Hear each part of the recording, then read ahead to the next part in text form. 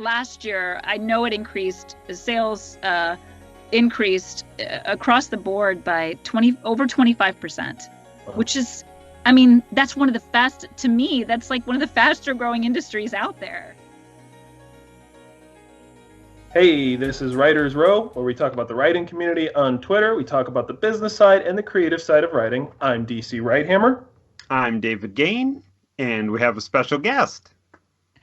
Marnye Young, the owner of Audio Sorceress. Very cool. If you all like what you've been seeing and hearing on Writers Row, we are now on podcast as well. You can find us on Apple, Google, and Spotify, among other places. But if you're watching the YouTube channel, make sure to subscribe if you haven't already. Give this video a thumbs up and hit that notification bell if you haven't done that as well. It'll let you know when new episodes have arrived. So what are we talking about today, DC? We wanted to bring Marnye on because she actually runs an audio book. Is it a studio? Is that what you would call it? Production company. And audiobooks, I keep hearing about them. I don't have them made for my novels. I hear a lot of people have a lot of success with them. This is legitimate. I don't know much about it. I've Googled it a few times. I wanted to bring on an expert.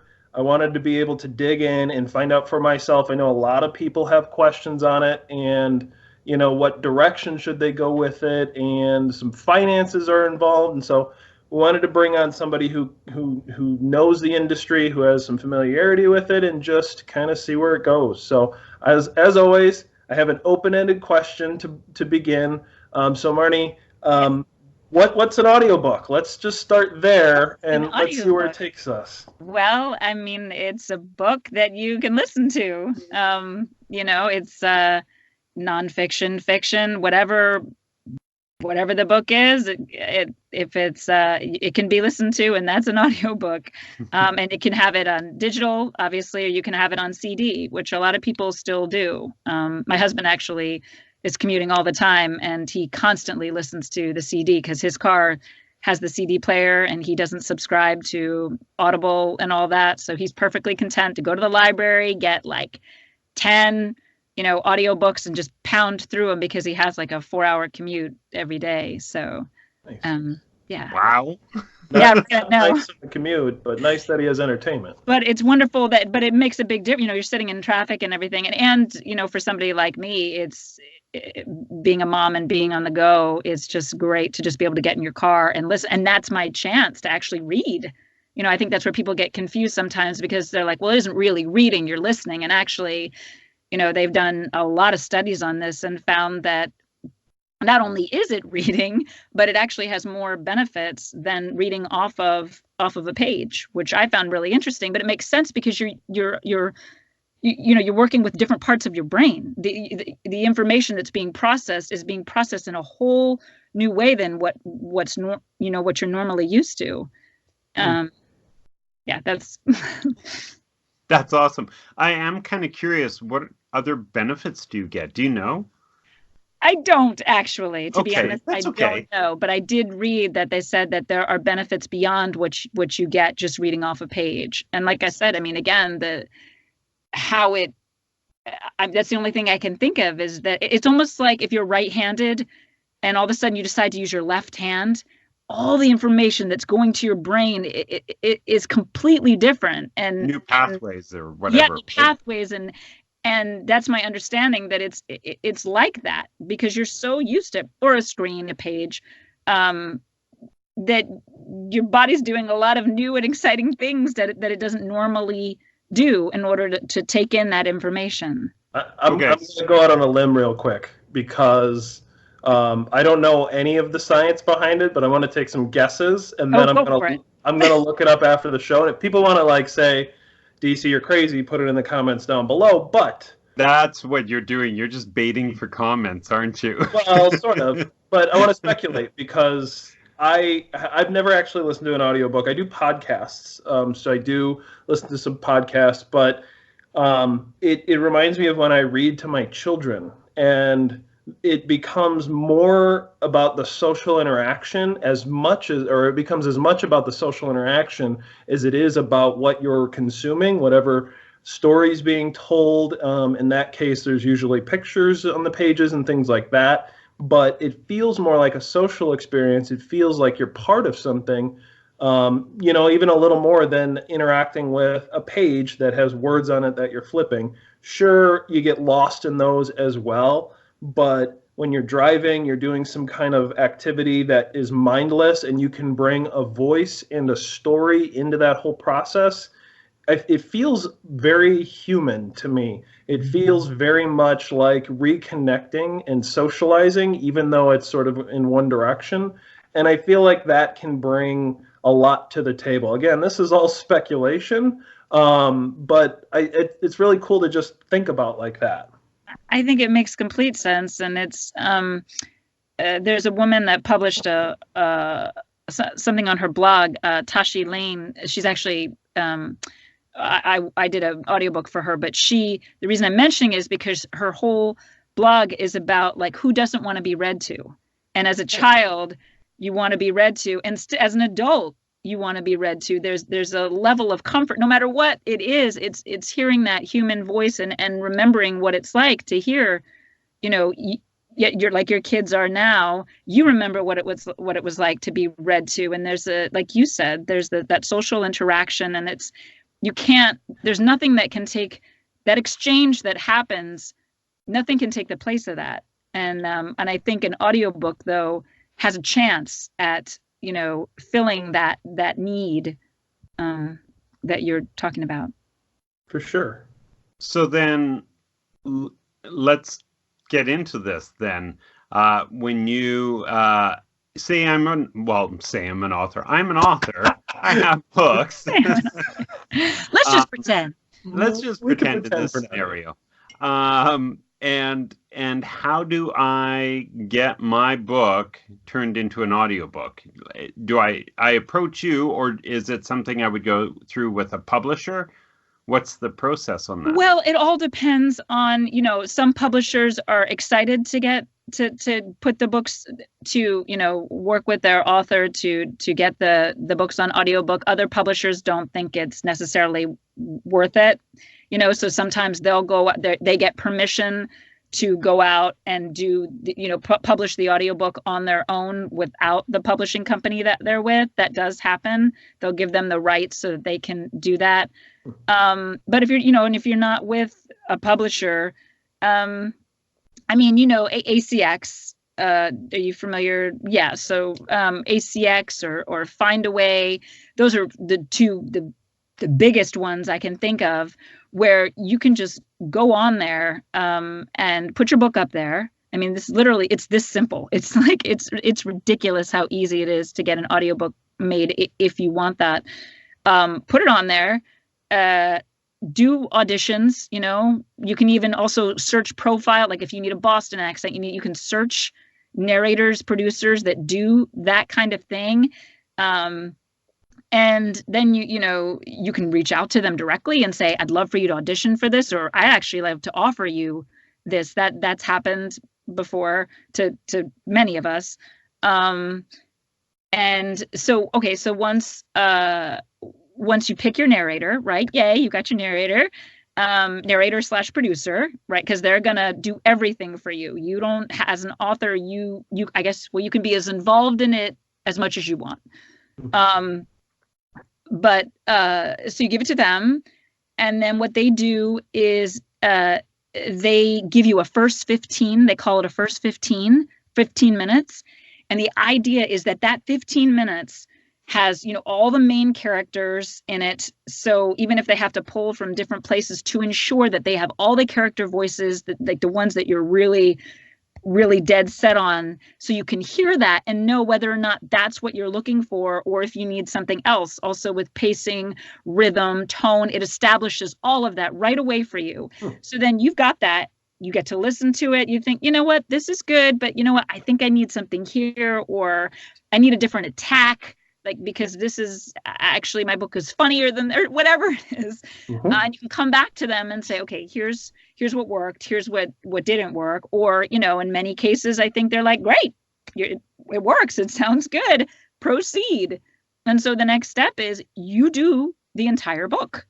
As an author, as a narrator, you do the entire book for them. And then at the very end, you know, you upload everything. In this case, we're talking about ACX. It's the same with Find a Way. I mean, it's slightly different. Well, I'll talk about that. The narrator / producer uploads it all. Again, author just chilling, you know, doing their thing, worrying about marketing, probably worrying about promoting everything, you know. And it's on there. You listen to the whole thing. You have feedback about whatever it is. Maybe, you know, chapter 2, timestamp 2 minutes and 50 seconds. That line didn't quite sound the way I intended it to, or whatever it is. And some people get that specific. Some people, sadly, sometimes you have a comment on a character, so the person has to go back and redo that character. But that's why, you know, if it's a minor character, obviously it's not a big deal, but that's why that first 15 is so crucial. And that's why, as an author too, you have to listen to it. You can't just approve it, because then what happens is you end up doing, as a narrator / producer, you end up doing this whole thing, and all of a sudden they're like, but I don't like that voice. Mm-hmm. Well, that's not good, because that's like, you know, 12 hours of my time or whatever. I mean, but the nice thing is that it really is that easy, putting your book up there. Now, the thing with Find a Way is that they'll actually find narrators for you. You don't even have to do that. You don't have to, like, say you're so busy that you're just like, you know what, I trust them. They're going to find some, I'm not worried. I know it's going to be good. I don't know the market. I don't know what's out there in terms of the vocal quality maybe that I'm looking for or whatever. I'm going to put it in Find a Way's hands, and they're going to take care of it for me. Easy peasy, right? They'll do it. They get the narrators for you, narrator or narrators, depending on if you're doing dual or duet narration. Although, you know what? I'm going to take that back. I'm not for sure, but I don't think Find a Way does dual duet narration. I don't think they do. I'm almost positive they don't. Nor does ACX. But there are ways around that by hiring a production company, somebody who can make the magic happen, you know, and there's plenty of us out there. Obviously, Audio Sorceress isn't the only one that can make that happen for you. And then when it comes to so they've approved the book, right? Say, all good, approve the book. And then it's typically, you know, it used to be about 10 to 14 business days before it would go live on the Audible and Amazon and iTunes. That's not really the case anymore, I've noticed. We're talking like 20 business days, sometimes more. Yeah. I'm just noticing that within the past couple months. I've noticed that I can't tell my clients that anymore, because it's not true. Probably because it's just getting so big. I mean, that's my thing. That's my feeling on it anyway. It's just getting so big. And the thing with Find a Way and ACX, I should mention, is that there are different ways that you can go about it, in terms of, you can say to ACX, all right, I want to find my narrator. I need to find my narrator. I need to do all this jazz. Or you can say, you know what? I already have my book done. I have my narrator, and I have all this stuff. I don't need to interview. I don't need to audition anybody, whatever. And you can click on that button that says, no, I have my files already. This is what I'm going to do. And then it will just, you know, they'll just distribute for you. And Find a Way is the same thing, the same way, actually. They have that same option where you can click on, I have my files already. I guess I should talk to you about too, that there are a couple options in terms of distribution. So with ACX, you can do Amazon, what they call exclusive, Amazon, iTunes, and Audible, obviously. And And that's exclusive. And that's exclusive for 7 years. So you can't go with any other vendors. But if you write them after a year and say, I am not happy with sales, I want to go to non-exclusive now or whatever, you can get out of that. Right? The whole world knows now. I mean, it's kind of known that that's what they'll do, you know. And then there's also non-exclusive. So non-exclusive means that, you know, obviously you're not exclusive with Amazon, iTunes, and Audible, and that you can go someplace else. You can go to Findaway, who offers worldwide distribution, which, you know, ACX they don't do that. And so in terms of what your share is, right, royalty share, the net royalties that you would receive. Do you want me to talk about that, or you want me to? No, I totally want to hear that. Rolling too much. Okay. So when it's exclusive, the split is 60 to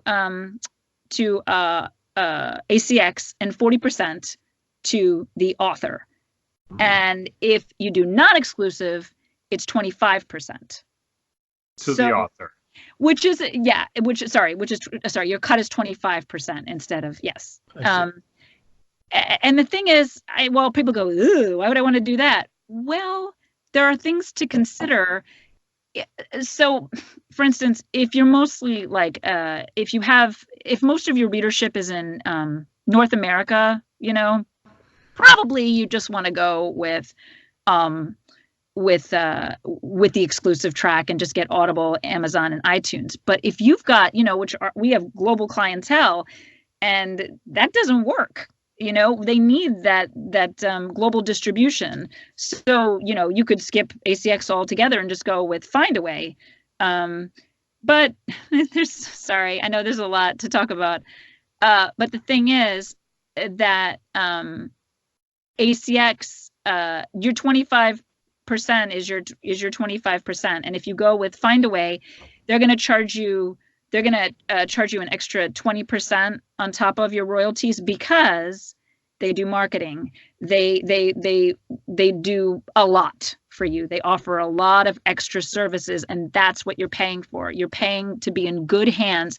ACX, no marketing, zero, nothing. You are on your own. And so you have to sort of look at all these things. You have to look at your budget. You have to figure out, you know, am I a real go-getter? Am I going to get out there and then promote the crap out of this audiobook? Or am I really? And I mean, no matter what, you still have to promote. And I think sometimes authors don't understand that this is still a very new thing for everyone, and we're still sort of doing trial and error. Let's try this. Does that work? You know, it's almost like putting the spaghetti up against a wall. Does it stick? No. You know, okay. If it doesn't, you wait a little bit longer. You try something else. I guess we're trying something else with spaghetti, but whatever. You get what I'm saying. Well, that'd be weird. Don't try anything else. And I think going back to hiring a narrator, yes. Can we talk a little bit about the costs on that? Because I believe there's different paths you can take. Yes. So absolutely. We were talking about the royalties on the back end when you have an audiobook and you start to sell it with your distributors. Yes. Before we get to there, let's talk a little bit about the costs of actually having an audiobook made. Not actual prices. Sure, of course. Different structures. Yeah, well, I mean, it can be anywhere from zero to upwards of like $5,000. You know, it really depends. And that's American, correct? That's American. Yeah, American USD. I mean, you know, we're talking, and typically that's a very long book. That's a very, you know, it's for when you're talking in the 5,000 range or whatever, where you're dealing with dual duet narration, where there's a lot more involved, a lot more. Yeah, sorry. So zero to right, and what that means is when you said the 5,000 and you said a long book, I just kind of want, like, what's a general number? I just meant so if you so if you're doing like a 10-hour book that's maybe dual duet narration, you can't be shocked if the numbers are going to get up there, because there is just so much more involved production wise. engineering wise, proofing, all of it is, is quite a bit more. There's a lot more involved. But to go back to, so zero, what I mean by zero is that there's an option, and Find a Way, I don't think has, and I could be wrong, I don't believe they offer just royalty share. I think they only offer royalty share plus, but I'd have to check on that. That may have changed. I don't know. But with ACX, I know for sure that they offer royalty share, which means that, so ACX, right, you're doing exclusive contract, ACX gets their 60%, you split your 40 with the narrator, okay? Now, what seems to be more popular, and in all honesty, if you're looking for really, really, and I don't want to say this the wrong way. See how to say this the right way. Mm-hmm. A lot of the professionals out there, oh my gosh, watch, I'm going to get murdered for this. Royalty share isn't enough, because there's always the danger that they don't make anything. Now, don't take this the wrong way, because I had somebody attack me the other day saying that you make it sound like you're doing us a favor by us hiring you and all this stuff. And I was like, whoa. I'm not saying that. I'm saying, let's be clear. Let's be honest here. The real risk in terms of, because technically, and this has happened, I could put 24 hours into a book and make, sorry. Sure. You should get a drink. Thank you. Oh, there you go. Well, is that a branded mug? Why? I'm glad you asked. Go to our website where you can find, no. I made $12. That's 24 hours of work for $12. Oh. 50 cents an hour. So you see what I'm saying? We have to, and you're right. It is not doing you a favor, and I would never want an author to think that, because it's not true. There's a partnership that happens. We both want the book to succeed, right? But at least with royalty share plus, you're going to have more takers, and your pool is going to widen, and it's going to increase in depth, shall we say. There's, that level of talent is going to go up, because there's less, they know at least they're going to make a little something. And we're talking like $100 per finished hour. And I don't know if you know what per finished hour is. If you think of it in terms of writer, like, I think that you guys do it X number of words, is maybe how you're charged for editing, or I'm not really sure, but it's similar to us in that you say 9,200 words is about one finished hour. Does that make sense? And finished hour. A finished hour is not including all the rereading and fixes and all that. Booth time could be up to 4 hours for one finished hour. Right. Yeah. Maybe even more. And that's not uncommon, even for, people like, it can be 3 to 1. So 3 hours for one finished hour.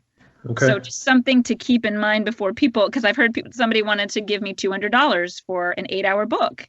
And I'm trying to explain to them that, we don't just sit there, get in front of a microphone and just, you know what I mean? Like there's a lot involved in that. And you're also paying, you have to remember too, that what you're paying for is the professionalism, but more importantly, you're paying for the talent, right? And I think people forget that. I think that they just forget that it's like, I don't know. I don't really understand that, but it's like we pay. It's the what is it for artists and everything? Do it just for the hell of it or whatever. Yeah. For the art, in the name of art, or for the no. Well, no, for the exposure is the thing. Oh, we'll do this for the exposure. Well, when you go to try to. Yes, I've had that too. And actually, here's a point, and I'm not going to say who the lovely, amazing person came to me and was like, I don't understand it. I am not getting any auditions for a USA Today bestseller that I have. And I'm like, well, what are you doing? I'm doing royalty share. Right. even Well, though it's a USA Today bestseller. You know what I mean? And I'm like, well, that may be because they're choosing between their USA Today bestsellers, and I mean, it really is. I mean, you look on there, there's what, like 100, and if you go onto ACX, it says something like 100,000 narrator producers or whatever. Now, I think a lot of those, they may just count by samples or whatever, but there's a ton of us out there. right. Yeah.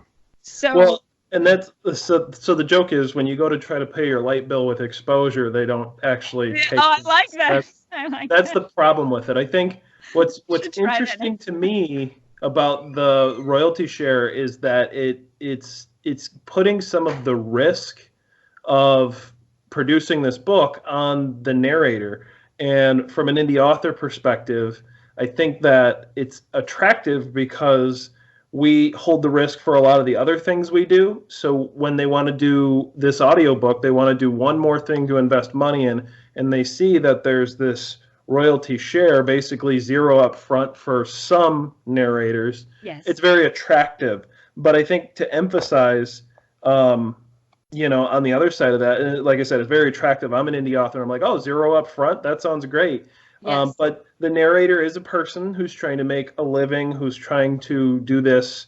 They have this profession, and you're working with a professional, and you should expect for them to get paid. And so if you are doing that, then you should have some marketing plan. Obviously, you want to sell, but you want to be able to promote, make it worth their while. They are sharing the risk because they're basically working for free, hoping that this book sells, Right. To start. But I think the other side of it too is, and for me as an indie author, I'm very sensitive to going into debt for something, quote unquote, because it changes the relationship. So if you publish a whole book on debt, you have this weird, in my mind, I have a weird relationship with it. Maybe I'm just weird about it.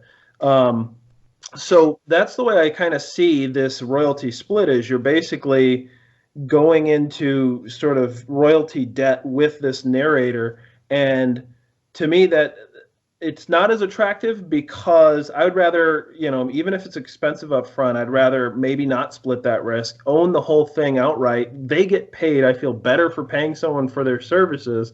And then I can kind of move on marketing my thing. And obviously, they're my narrator. I'm still going to drop their name wherever I go because I was happy, with that and all that. And so I think for some indie authors, I'm not trying to knock it. If you want to do royalty split and you can find a narrator that it works, definitely do it.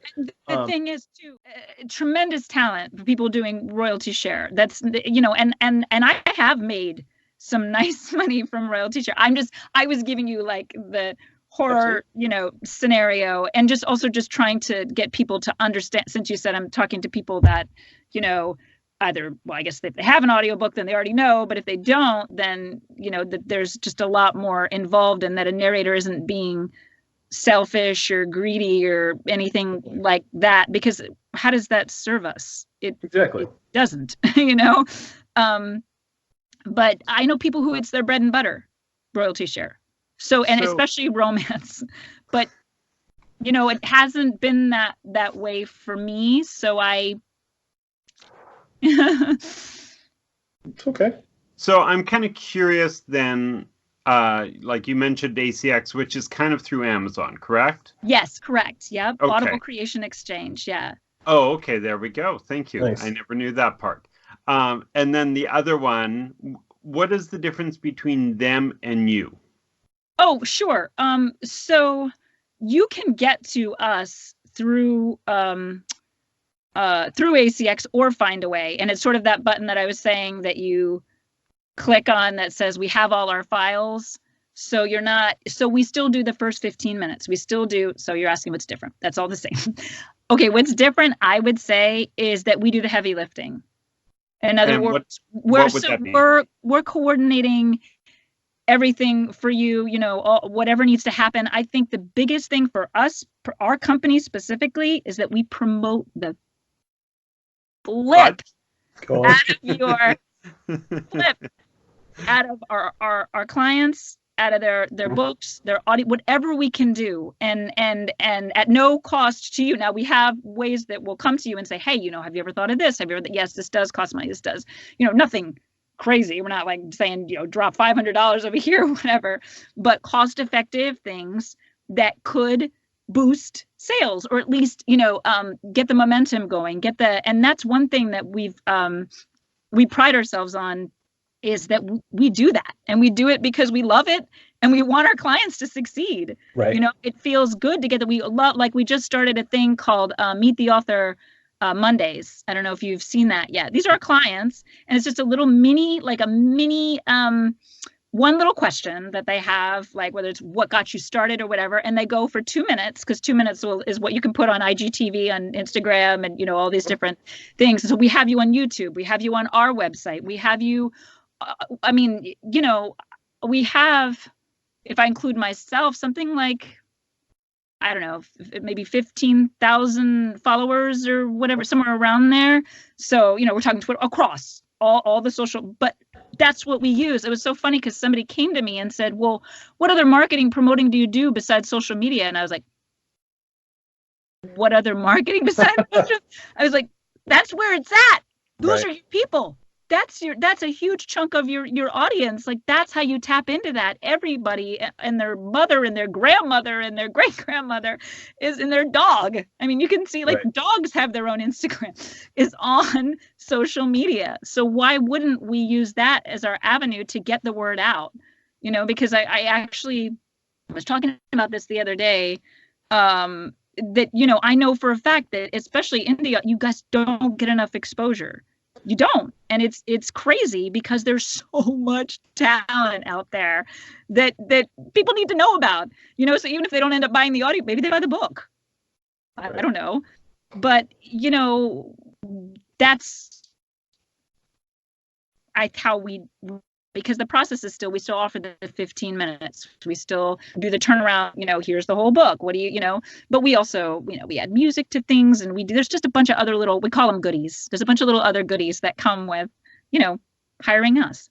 So you basically are a start to finish production company, but you don't do any distribution. We do not, but we can recommend, what we think, like, okay, here's your audience. Here's what we think that you should be looking at. These are the kind of things that you should be considering. And and in the end, of course, it comes down to the client, whatever they want to do, but we can certainly nudge maybe one way or the other way. Like, you might really want to think about this. Yeah. It reminds me of the editor that I worked with was a start to finish editing and book file creation service that I went to. So in the end, in the beginning, I gave them a manuscript, and at the end, they gave me an ebook file and they gave me a paperback file. Gorgeous. And that was it. Like, so it was start to finish, and I didn't have to fight with formatting or anything like that. Exactly. Paid a little extra for it. However, yes, that's right. It was hassle-free, and it was basically like, hey, you got your files, now go pick, here's what we recommend for distribution. So it very much reminds me of that same process, but just for the audiobook file instead of an ebook or a paperback file. Yeah, and it's wonderful too, because, like I said, I was talking about the interaction in ACX, but it's the same with us in terms of we can have, the client can be as involved, or the author can be as involved as they want to. And some people just be like, I just want you to pick it. I want you to pick the distribution, the vendor, whatever. Okay, we'll do it all for you. You just sit back and just trust that we know what we're talking about, and we're going to take care of you, right? And then other people are like, I really already have an idea of this, and I even have an idea of my narrator, and I have this and this. Great, we're going to get that narrator for you, whatever we have to do. Get that person on board, make this happen for you. Because, obviously we want you to be happy, and, because if you're not, then what's the point? Do you, just since I'm from Canada, I have to ask, do you work across international borders for some clients? Absolutely. Yeah, absolutely. We have clients, we have a client in New Zealand. We have a client in Australia, Canada. I work with people in Canada. UK. Canadian staff members. They're awesome. Shout out to Denise and Jason. Go Canada. So then now I'm kind of curious about, like, how big is your company? My company is 7 people, so it's not huge. Yeah. Okay. Yeah. But then those staff members also are in Canada? No, two of them. Yeah. Okay. Yeah. Okay. Yeah. Interesting. So I knew DC was going to ask a question. well, David thinks about that. The audiobook market. Can you just spend the last couple minutes of the episode kind of talking about that? Because I think that's where the rubber meets the road for this. An indie author like myself or somebody else wants to get an audiobook made. Is it really worth the hassle? I would say yes, of course. You're a little biased, right? Just a little. No, but seriously, I mean, the one thing, here's something to think about. So someone, a friend of mine / client came to me and was like, I could not get my book sold in my own bookstore, my hometown bookstore, when I told them I didn't have an audiobook. Oh. Yep. Which this was news to me. I was like, really? That's crazy. It, for lack of a better word, it increases your credibility as an author. People go, oh, they've got the not only the paperback and the ebook, but they got the audiobook too. Great. They're serious about and these are people that are, there are 2 people that I'm thinking of that this happened to. 2 people. And they've won awards, and you're just like scratching your head. Like, that's, first of all, it's not fair. And I think it's really unfortunate, but I'm just saying that's how this industry is being viewed now, and an exciting, that's good for us, right? Because it makes us valuable. Right. It validates us in what we do, right? But I mean, I just see it going up. I mean, last year, I know it increased, sales increased across the board by over 25%, which is, I mean, that's to me, that's like one of the faster growing industries out there. Right. And I find that incredibly exciting and electric and invigorating to be a part of that.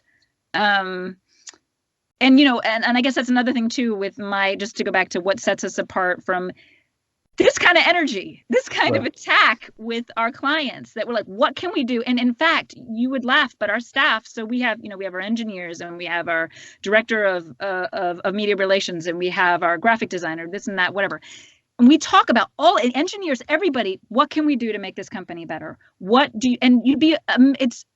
Everybody is so smart, and it's such a collaborative process. So when we put together like our mini commercial or whatever, you have the director of media relations, and you have the graphic designer involved, you have the engineer involved because they're backing it with the music, you got me involved, I'm deciding, okay, that music, that one, this, whatever, blah, blah, blah.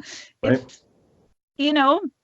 And that kind of attack and that energy and that love and passion is all going to be given to whoever it is we're working with. And you just have to ask people that have been our client, that they feel the same. I mean, my understanding is that they do. I guess there could be some out there that we don't know about, but anyway, up, definitely. I mean, and I'm not just blowing smoke. I mean, it's real. Just all you have to do is look at the facts and the figures, and you'll see that it is a growing industry, rapidly growing. In an anecdote that I have, I mean, there's always risk. There's no guarantee you could get an audiobook made and it could not sell. However, the anecdote that I heard is that there was an indie author who had trouble selling ebook and paperback, and then they got an audiobook finally made, and that actually skyrocketed a lot of the revenue that they were driving moving forward. Yes. And it actually started to seemed to pull their ebook and their paperback sales. Absolutely. Because of some of the things you were talking about, maybe credibility,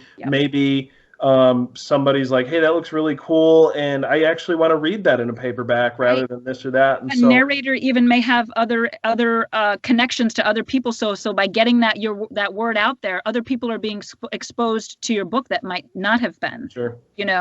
So we're all working together to make it as successful as possible. Sure. Whether we're getting the royalty share or we're getting the flat fee, the PFH rate, we want it to do well. Right. I don't just say, oh, well, we got our money, we're done. That's not how it works.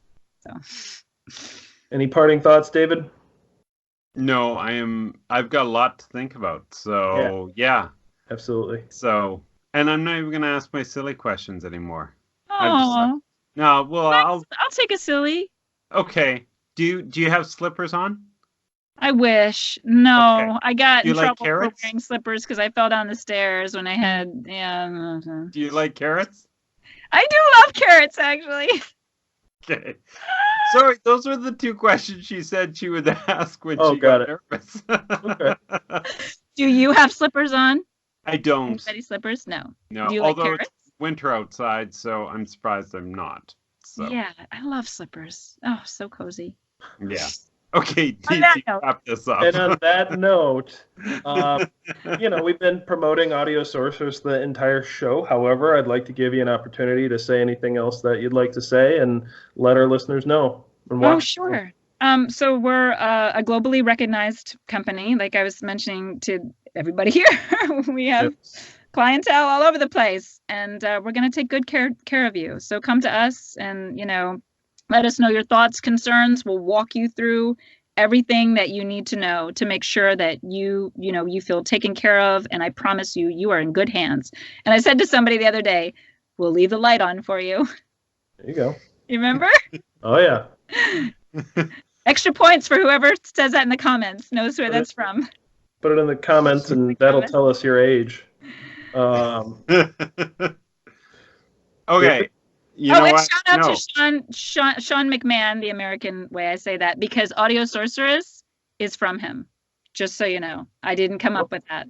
Oh. I could say that I did, like to make myself look all smart and cute and whatever, but no. Got it. He's the one that came up with it. Well, he called me that. He sent me his book and he put Marnye Young, Audio Sorceress, and I said, that's my name. That's my company's name. That's everything. So I basically owe him my life. I can't say my firstborn because I need to keep my first and secondborn, but yeah, my life. You can keep it. Okay. Awesome.